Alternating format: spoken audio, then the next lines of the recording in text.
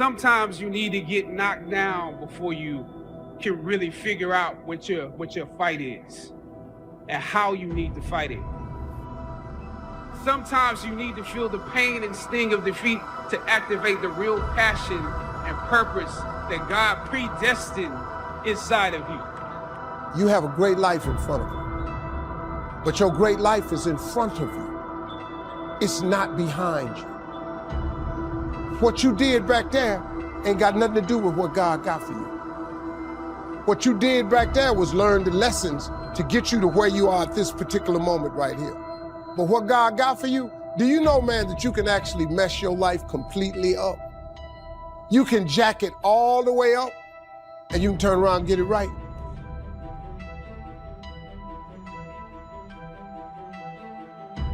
Success breeds contempt. You'll know you're winning when they start hating you. See, many people, they think that when they face resistance, that somehow now that God has left them.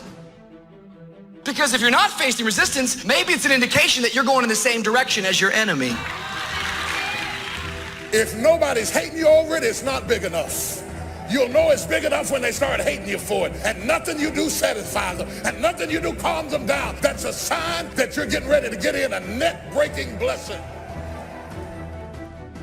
Think of it like this. For every peace stealer you allow in your life, you are 20% more likely to live stressed, to have a crisis. I'm asking you to find happy friends. I'm not saying you have to cut people off, never speak to them again. I am saying you should put up some boundaries. You don't have to make a big announcement. Just little by little, spend less and less time with that person. If you don't get the wrong people out of your life, you'll never meet the right ones. You got to look for the good. You don't have to look for bad in life, but you have to look for the good. Well, my friend really disappointed me, but at least I learned to put my hope in God more than in people. Get yourself situated. Pick the right location to live in. Get your marriage ready, because God's going to bless you until the devil hates you. The people who are closest to you need to be stable, happy, responsible people that move you towards your destiny. Like iron sharpens iron, you make each other better. Who do you have in your life? What are you giving your time and energy to? Trying to keep someone happy, feeling guilty because you can't meet their demands? That's going to wear you out. It's time to make a change. You can't please everyone.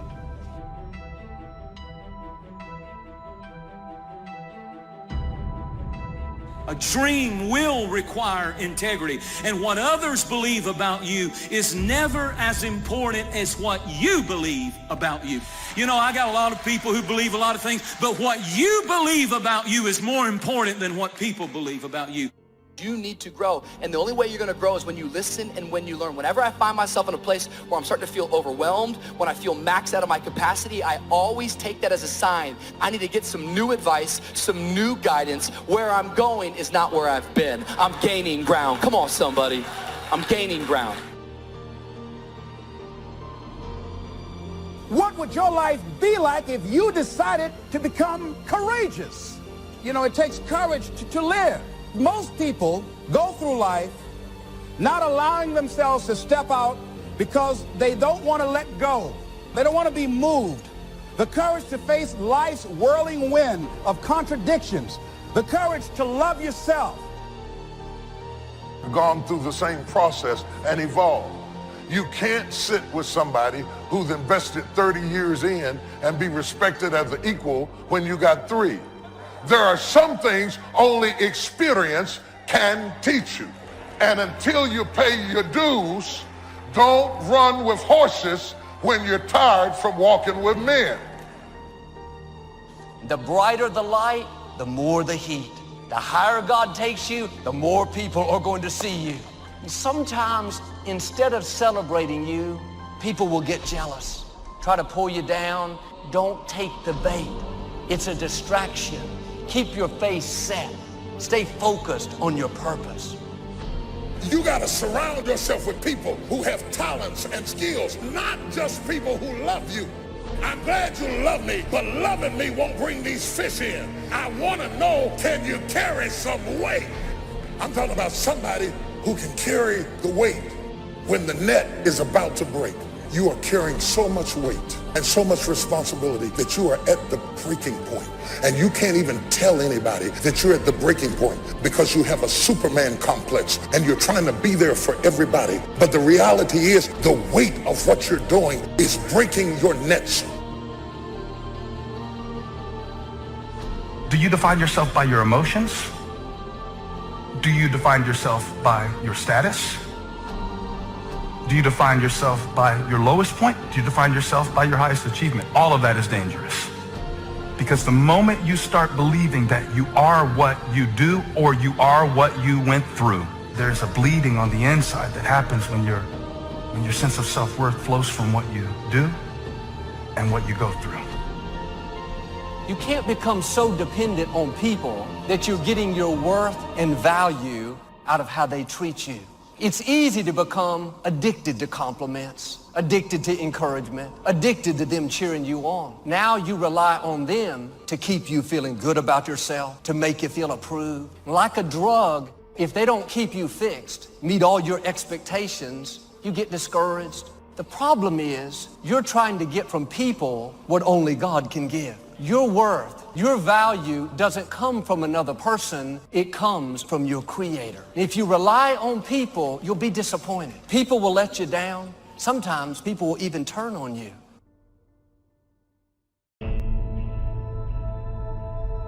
You have no idea what's in you. Do you understand that the problem that you're grappling with right now is not even the issue? It's just training for you. The lion that you're fighting with now is not even the issue. God just allowed the lion to come in your life so you'd have something to work on. The lion is not important. It doesn't even matter. God is training you with the lion. God doesn't even care about the lion. He cares about you. He's using the problem to get you ready, to teach you patience, to teach you how to trust Him with no money. He's prepping you for the next release of glory so that when folks start walking out, they can walk out if they want to. You say, I know how to do that too.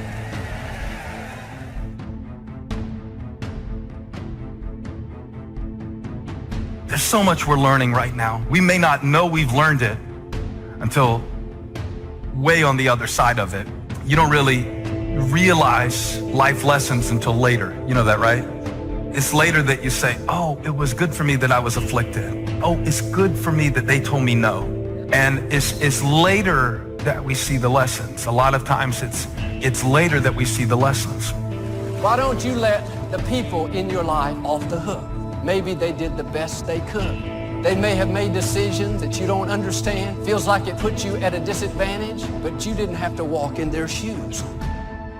Bottom line, nobody owes you anything. God is keeping all the records. He has seen everything that's happened in your life. The injustice, the person that did you wrong, those people cannot pay you back. They cannot make you whole. Only God can.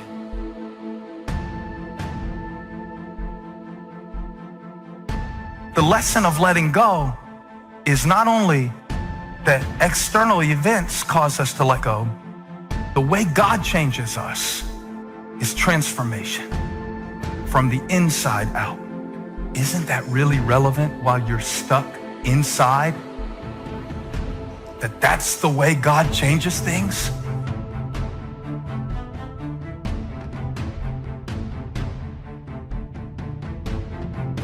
Quit trying to get somebody to apologize, to admit they were wrong, to give you what they don't have. If you'll go to God, He'll bring you out better. He'll make the rest of your life more rewarding, more fulfilling than it would have been if that hadn't have happened in the first place.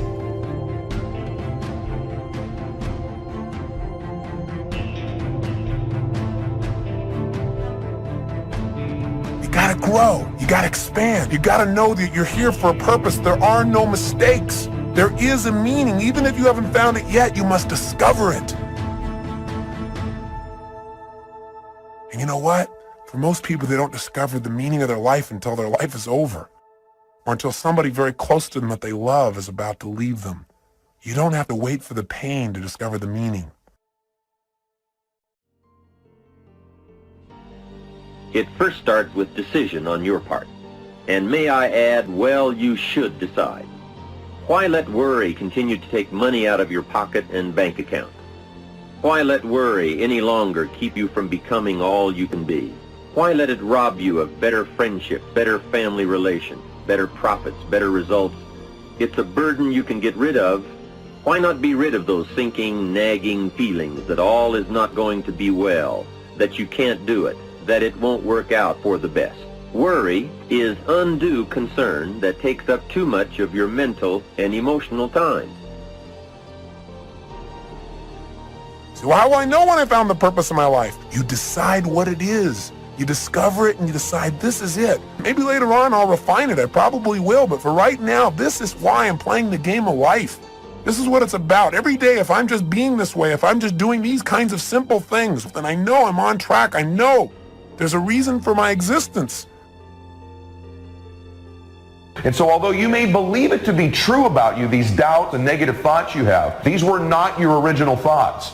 That's a powerful thing to understand because you weren't born this way. You weren't born doubting. You were born perfect. You were born believing you were going to do something great. You were born believing you were going to do something special with your life. As a baby, I promise you, you had no negative self-talk. You had no negative self-doubt. These are external sources. They're somebody else's thoughts they gave you because of how they felt about themselves. If you're offering words of wisdom to someone in the genuine attempt to help and they treat that with contempt, then shut up because you're demeaning your words by throwing them away. Self-confidence is self-trust. Self-confidence is building a reputation with yourself that you keep your word to you, that you keep the promises you make to you. Somebody with self-confidence has a reputation with themselves that I do the things I say I'm going to do. And so the cool thing is, self-confidence is an internal game. You do not need external accolades, external admiration in order to build self-confidence. You don't need any of those external forces. It's all done internally. You control this. And you control this by beginning today to keep the promises you make to yourself. It's not good enough just to keep the promises you make to yourself. You must acknowledge it when you do it to you to give yourself credit to create confidence momentum. Passion is the great energizer. You show me a person with passion, I'll show you a person with energy. You show me a person that lacks passion, I'll show you a person that lacks energy. It's a fact. Passion energizes people. So the question is very simple. What are you passionate about? When you wake up in the morning, do you wake up excited or do you just wake up? You see, it's that passion to do something, to be something, to change something, to make a difference. That's where the energy comes from. You can't take that old story into the new identity. One of the things we have to do to create a new identity is to begin to tell a new story. What's your new story? Who are you now? What are you all about now? Where are you going now? What's this new version of you? If you don't know, you can drastically change your income, change your future, change your health, change your marriage, change everything. If you don't know that, some people then go year after year after year not making much change simply because they didn't get to the class. And if you just rock along, I'm telling you it's okay. Anybody can live any way they choose, but I'm here to tell all of you that if you wish to, it's possible to make the next 3 years totally different than the last 3. Change that. It's easy to blame the other person, but start taking ownership for where you are. Are you proud of how you have been living your life? Have you explored your natural talents, your gifts, by enthusiastically trying a variety of activities? So we must be like life itself. Respond to the people who deserve it by taking the first step. Even God himself says, if you move toward me, I'll move toward you. That's the condition. Now, learn to work with the people who deserve it, not the people who need it. Now, here's what's the next step. Teach people how to deserve your time. Ladies and gentlemen, a lot of us have so much talent and abilities, we just put them back on the back burner, or just left them aside someplace. Never did anything with them, never brought them out here. What are you sitting on? What gifts are you sitting on? Have you resigned yourself to a life feeling that nothing can be done to change your future or your circumstances? Some people will not accept the new thing God puts in your heart. They're stuck in what was while God is telling you what is. It's new levels. It's greater influence. It's uncommon favor. Don't let the fear of what people are going to think keep you in your box. Your brain literally goes to work on finding the evidence to prove you right. And so that identity, you're constantly reinforcing it. If you believe a certain worth about yourself, that impacts the type of action you're willing to take. So if there's a goal you've got set, it doesn't matter what it is, pick a goal. To the extent that you believe it's consistent with your identity is to the extent that you will make an effort towards it. You don't know how strong you are until you have to be strong. Boy, anybody can have faith when you got a job, your marriage is working, you got money in the bank. Oh, you can have faith then. But faith not tested can't be trusted. Listen to me, listen to me. Desire discovers talent, right? If your why is deep enough, right? So you have a dream, you have something you want to do, and you know it's going to change your life. So what's the why? What's the reason you're doing it? Well, I'm doing this because of my kids. I want to be able to express myself in this universe, right? That's your why. So the why will take care of the how. So if you don't have the how, don't worry about it. Leap anyway. If you don't produce, you won't be happy. Here's number 2, good friends. The greatest support system in the world is good friends. You got to work on that. Spirituality. If you are a believer, here's what you must do. Study, practice, and teach. Whatever's valuable to you, study, practice, and teach. The other thing is acknowledge your fears and then go into action. Anybody who's ever done anything, who's ever taken a chance, doesn't mean that they are not afraid. Courageous does not mean being the absence of fear. I think that being courageous is willing to do it because that's what you feel and you're going to do it anyhow. What is it about you that's different than your friends? I know I can do more than what I'm doing. I can have more. See, that's the difference between people who make it and people who don't make it. You have a power in you to overcome anything that you are confronted with. You trying to convince me or anybody else that you want to get it when you partying all week. What you got the latest iPhone for? Can you technically afford that? See, everything about what you're doing and the moves that you're making is getting in the way of the big picture. You still partying, you still popping bottles with models, you doing the most. You trying to convince everybody around you that you on, but you're not on. It was good enough for my father, and it's good enough for me. This is the man we ought to ask to use the telephone his father used, and drive his dad's old car, and wear his old clothes, and eat his food, and live in his house. No, what was good enough for my father is not good enough for me. Everything is changing, and the wise man or woman is the one who takes a yes attitude toward life, who looks for and expects change and improvement in every department of life. And I say to you, you have something special. You have greatness in you. And the road to the life that you want is straight and narrow. Everybody won't see it for you.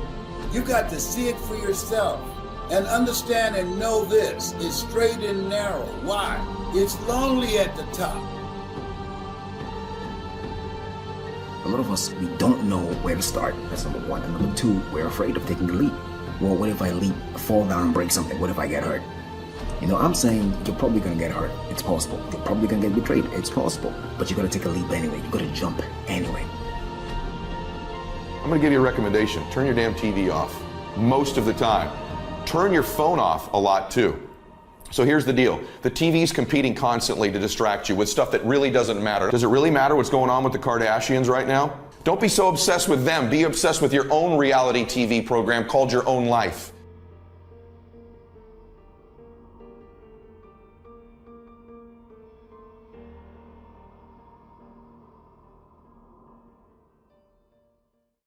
Don't deviate.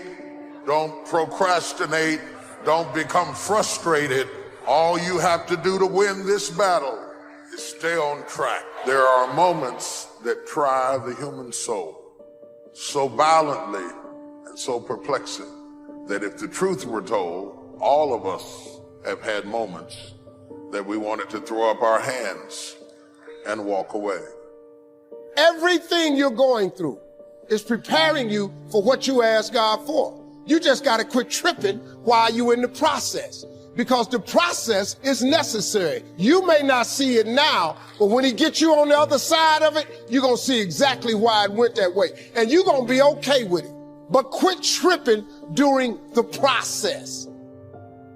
Discouragement can creep in secretly, hide behind clothes, makeup, hairdos. Discouragement is so bold that it will even hide behind a smile. It will always ride to work with you. And if it doesn't catch a ride going to work, it'll catch a ride on the way back home. If you listen at discouragement, it will cause you to make bad decisions. It will cause you to think that life is not worth living. And secretly, behind the facade of a smile and a good morning and a praise the Lord and a how are you, you will wonder if you're ever going to get out of what you're into. Oh Lord, why me? You ain't the only one. Oh Lord, why me? You ain't the only one. Oh Lord, why I lose my job? You ain't the only one unemployed. Oh Lord, why he leave me? You ain't first chick got left. This might not even be your last time getting left. Pull yourself together and quit tripping because you in the process. Could it be possible that God has allowed you to face and confront certain things so that he could use you to be a blessing in somebody else's life?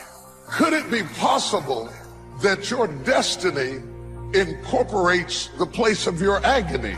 That God wants to use you in the very area that you have had the greatest pain and the greatest turmoil? Could it be possible that the passion that is necessary to be effective is derived from a personal malady that gave you the deep well? I've noticed that anybody I've ever met who was greatly anointed and had a deep well through which they were able to change lives, they also had a deep experience which was the catalyst to give them the motivation to drive over all the obstacles that would deter you from destiny and give you the power to, as I like to say, take a licking and keep on ticking, because you are driven by more than finances, more than money. You are driven by a personal experience and an encounter with God.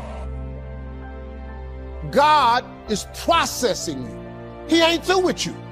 If he was through with you, you would not wake up in the morning. He gonna fix it. Everything is wrong. First of all, let me tell you this right here. Why are you tripping? I look back on my life and all that I've been through. So the stuff I'm currently going through, I have built up enough reservoir that living in the car taught me that this ain't it. So the things I'm going through now, I know this ain't it. That he gonna come get me in a minute. So all I gotta do is sit tight. I ain't in a bad place. Now I ain't where I wanna be, but the spot I'm in is better than where I was. I ain't homeless. So what I'm going through right now, y'all don't know, I got some challenges. People think when you get famous or rich that your problems is over. Oh, they got a whole new set of them for you. They got some stuff you ain't seen. Biggie wrote a song, said one time, more money, more problems. I got to tell you something, that boy wasn't never lying. But I'll tell you the truth right now. The problems I got right now, I'll take it. Because the problems I had when I was homeless, I don't want them. You've gone through the mess. You've been through the test and the trials and the pain and the ostracization and the criticisms and the heartache and the dilemma or the divorce or the confusion or the mental chaos or the emotional mayhem that is necessary to make you an expert. You graduated from the School of Hard Knocks. When you come from a place like that, you have power like you would not believe.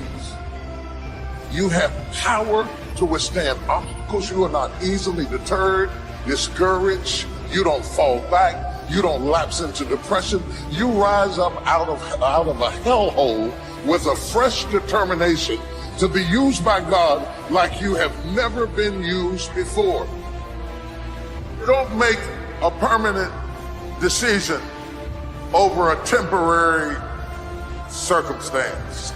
Don't allow a moment of agony to make you draw a conclusion about life prematurely. Because if you just keep on walking with God, God has a way of making everything all right. But he warns us and declares to us that the steps of a good man are ordered by the Lord. Steps. Now, the term steps implies process. Means it's gonna take a while. Means that you can't get to the destination just because you want it, just because you saw it, just because you like it, just because you need it.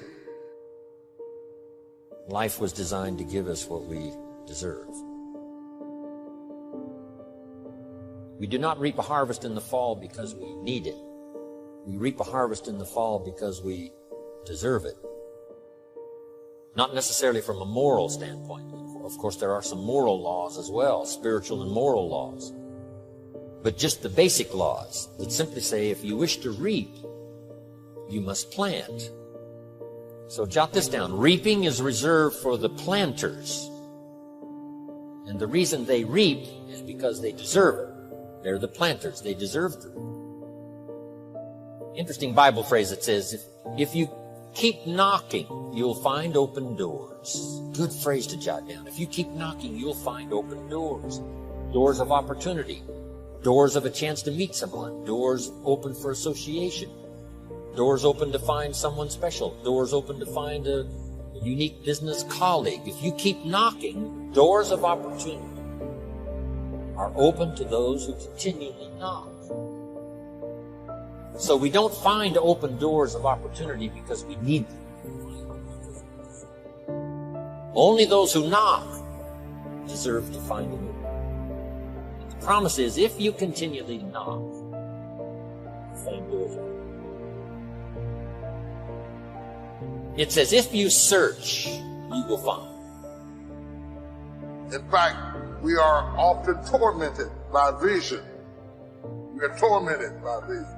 It's a painful thing to be a visionary, because the visionary sees what shall be and wakes up to deal with what is. Sometimes the visionary cries out on the inside and says, God, don't even show me what shall be. Because every time I shout and dance over what you showed me, I go home to a harsh and painful, bleak, dark reality. And the fact that I am torn between what shall be and what is creates agony in my life. The Bible said hope deferred makes the heart sick. Oh, now I'm not happy doing what I used to be happy doing, because I'm tormented by what shall be. I want to hasten my process so that I can get to an expected end. But that cannot be done, because a blessing given too soon is not a blessing at all. I can give my son the car keys now, tell him to go to the store. But had I given it to him when he was 5, it would not have been a blessing at all. Same car, same son, given too soon. He can't handle it. The car can handle it. The road can handle it. I can give it to him, but he can't handle it. So would I be a good father if I gave him a good thing too soon? Sometimes my goodness is proven by my ability to say not yet. If we get what is ours too soon, we cannot handle it. I remember Mother Teresa saying something that really grabbed me. She said, just when I thought I had a handle on life, the handle broke. That the same thing that should make us praise the Father will drive us away from the Father if we get it too soon. My prayer has always been, Lord, don't give me more than I can handle. You know when to bless me. You know how to bless me. You know when I'm ready to be blessed. Teach me patience with the process. Go through the process. God has ordered the steps. It helps me to understand that I am not wandering aimlessly, that I'm not just moving on my own, that there is a course for me to take, and that I can't graduate till I take it, that there is a path for me to trod, that God isn't making this thing up as he goes. I prayed to abort the process. I prayed to speed it up. I prayed to get out of things that he wanted me to stay into. I prayed that I wouldn't have to endure some things that he wanted me to endure. I was working on the destination, but he was working on me. And sometimes he made me wait. He made me slow down and said, no, you skipped that step. Go back. Because all of these are tools that I'm using to work on you. I'm not preparing the blessing for you. I'm preparing you for the blessing. The blessing is already prepared. Oh my God. The blessing is already prepared. Eyes have not seen, ears have not heard, neither have entered into the heart of man the things that God has prepared for them that love it. Did you know your blessing is already ready? That it's already in place, that God isn't fixing it up right now. It's already done. That the work doesn't have to be applied to where you're going. The work has to be applied to you so that when you get where you're going, you can handle what you gotta handle. And so, God, help me preach the steps, the steps, the steps. Touch 3 people and say, the steps, the steps, the steps. It is my sickness that makes my healing. It is my poverty that illuminates my prosperity, makes me appreciate where I am right now. You don't notice good health till you've been sick. You don't even notice it. You don't even understand the words that are coming out of my mouth until you have been sick. You will never thank God for feeling good until you felt bad. You'll never thank God for your back, for your neck, for your head, for your kidneys, for your liver until it's been challenged. But after a while, you start thanking God for crazy stuff. Thank you, because I can see this morning. Praise him on the steps. Don't wait till you get to the stage. Don't wait till you get finished. Don't wait till everything is in order. But every now and then, you ought to stop right in the middle of the step and say, Lord, I thank you. I'm not where I'm gonna be, but I'm glad I'm not where I used to be. Lord, I thank you. Is there anybody in here that's praising God on the steps? I'm not there yet. I'm not finished yet. I haven't arrived yet. But when you see me praising God, I'm praising him on the steps. Somebody praise him on the steps. The journey about life and understanding what the true process is in life is understanding that you have to go through certain circumstances to get to a certain level in your life. Now, many people do not have the patience to go through this process, but you have to have the ability to trust the process instead of rushing the process. How much patience do you really have on your journey? Now, I'm not going to lie to you. We all go through these changes, but we want that now. We want that right now. We need it at that moment. Maybe you have to pay a bill. Maybe you need that job that you've been working for so long trying to get it, but yet it hasn't happened yet. Maybe you worked so hard in your life and everyone rejected you, and you felt that you didn't have what it took to get to the level that you want in your life. This is the process that I'm talking about. This is the process that you and I all in this world have to understand, that we have to go through something to get to that level in life. So you got to go through it to get to it. You got to go through certain circumstances so that you can understand as you go through it, you learn to build up on it. It's not going to happen overnight. I understand it, believe me, I do, especially in these times that we're dealing with right now. Many people are losing their homes, jobs, even certain people are going through certain family breakups. But even then, You have to have the patience and the fortitude to try to get back in line. We have to get past negativity. We have to get past doubt. And we have to understand that there's more to us than we could ever imagine. You have to trust the process. You have to believe in the process. You have to be strong in the process and realize that it's going to take a little time. Now, time does move on and things just don't happen overnight.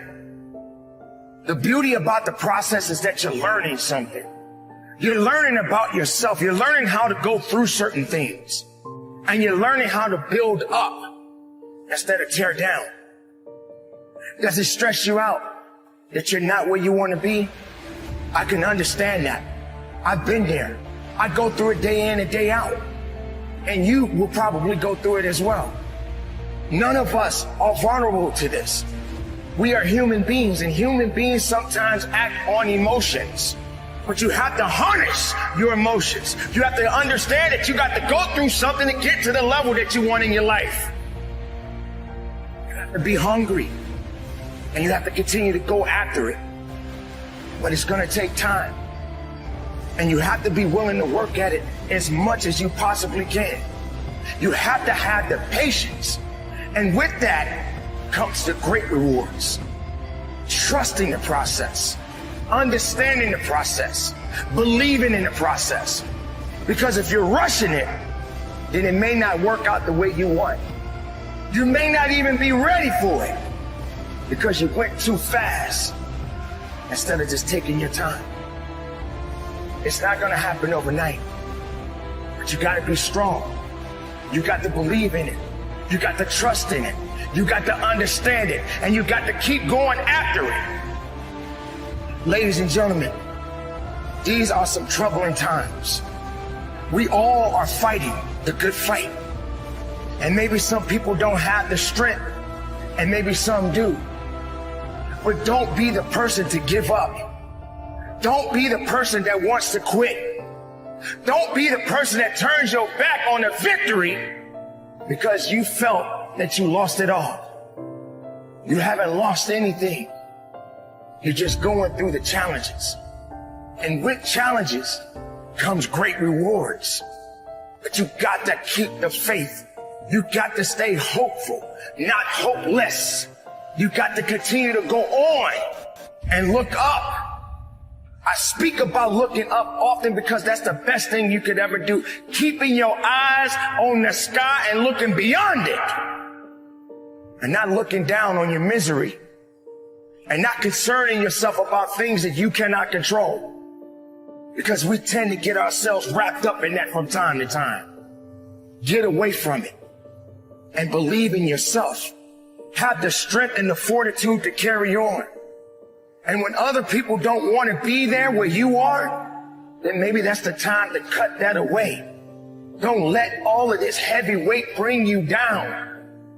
Believe and understand that your process is necessary. Understand that you're going to get where you need to get, but you got to be on top of your game, and you got to keep making moves, and you got to stay strong, and you got to stay powerful, and you got to keep on moving. That's how you get to that level. Don't give up on your dreams. Don't give up on the possibilities. Stay strong, stay productive, stay powerful, and from the bottom of my heart, conduct your business.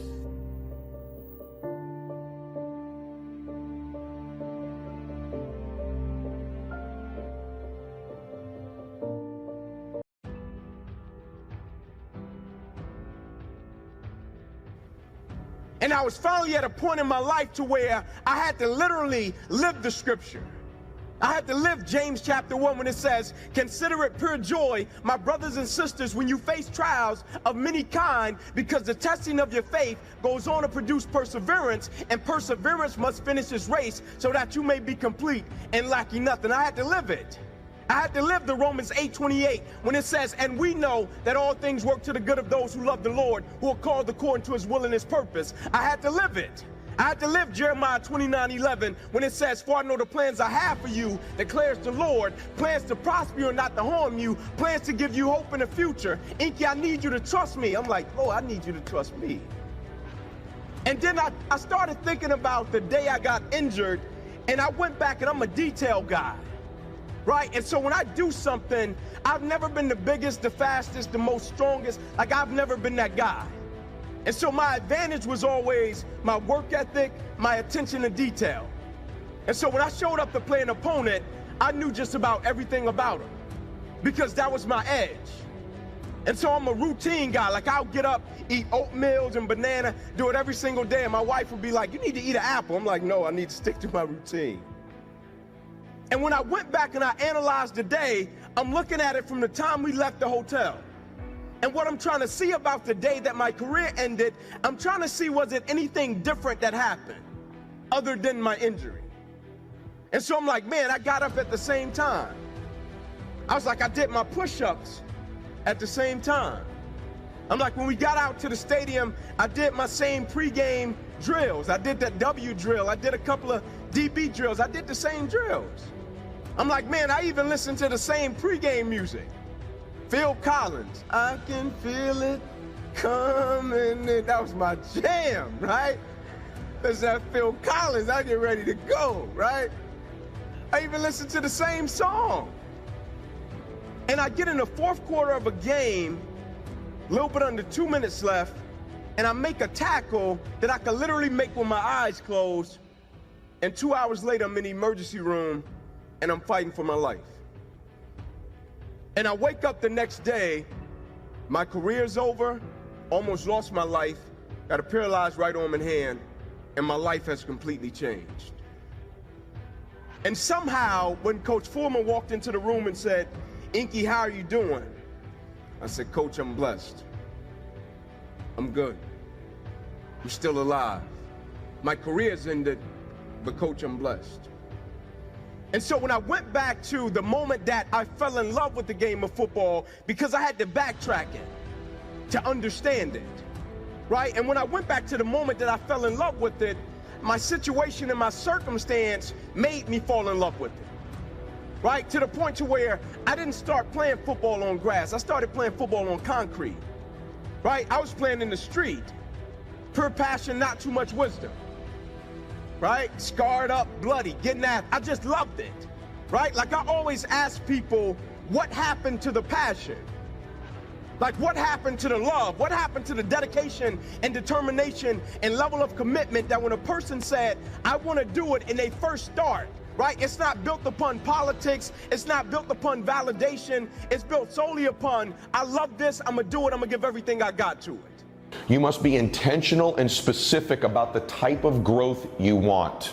We talk all the time about having goals, but I'm talking about being specific and intentional. You show me somebody who goes to the gym and works out to get more fit and healthier compared to somebody who's going to the gym to hit a specific weight loss goal, a specific body fat percentage, wants to hit a specific number on the bench with a specific amount of reps. Those two people will be light years apart in terms of the growth of their body. One intentional and specific, one general and vague. What are your intentional, specific benchmarks you have with dates to achieve them? There must be a date, a deadline. Otherwise, it's a wish. What is the intentional, specific outcome and the deadline that it will be accomplished for?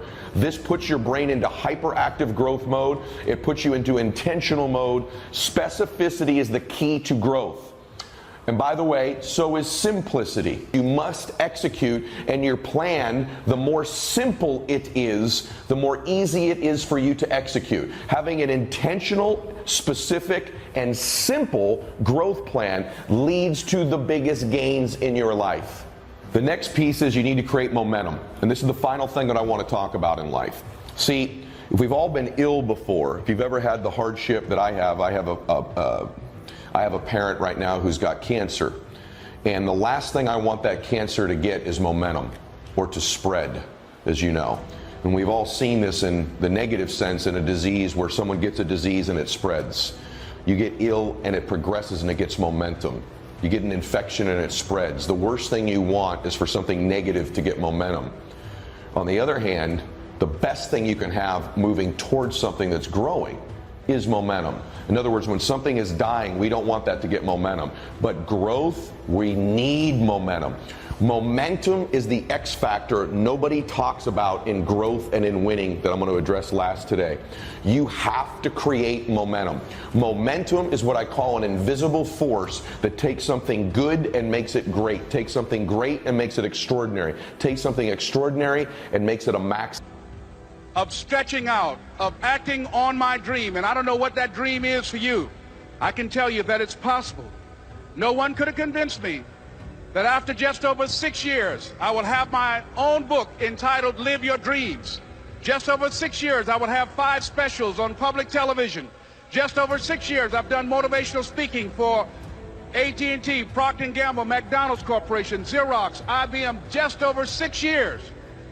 I will now have my own talk show that will premiere on Monday, Labor Day. I'm saying to you, your dream is possible.